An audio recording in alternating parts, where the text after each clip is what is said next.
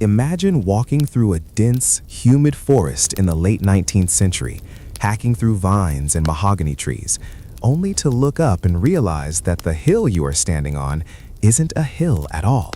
It's a colossal, man-made pyramid swallowed by 1,000 years of jungle. This isn't a scene from an Indiana Jones movie. It is the true story of the discovery of the lost city of the Maya, a civilization that reached the heights of human genius only to vanish into thin air, leaving behind a ghost map of stone and mystery that continues to baffle American archaeologists today.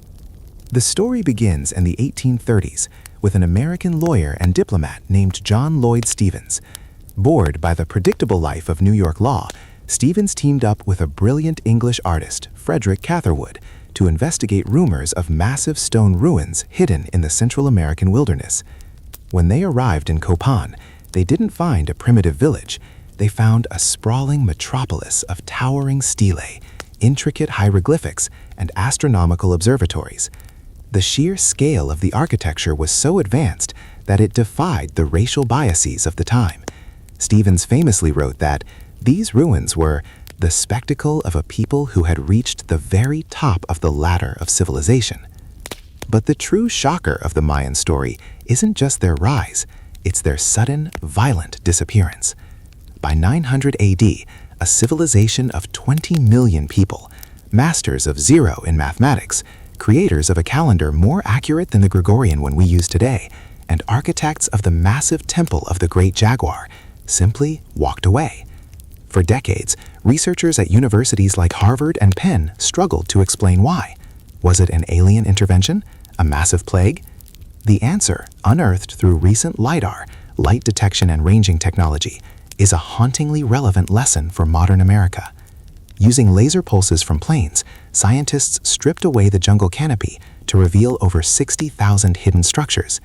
They discovered that the Maya had transformed their environment into a hyper-industrialized landscape of raised highways and massive irrigation systems. However, this progress came at a price.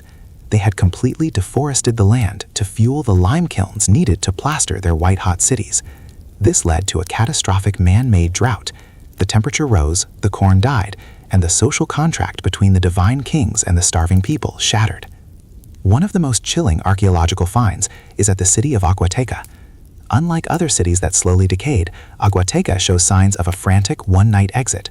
Unfinished stone masks were left on floors. Precious jade jewelry was abandoned in hallways.